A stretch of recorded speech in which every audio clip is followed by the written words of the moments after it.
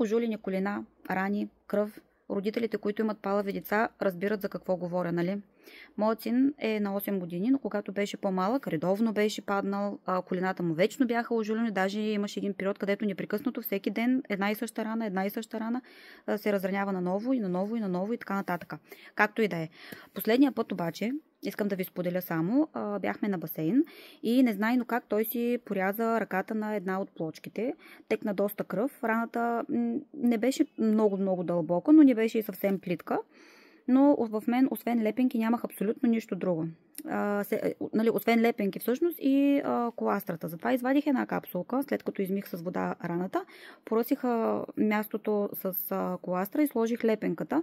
И до вечерта искам да ви кажа, че ми направи силно впечатление как самото място се беше успокоило доста и даже беше започнало леко да оформя коричка. Изглеждаше много добре.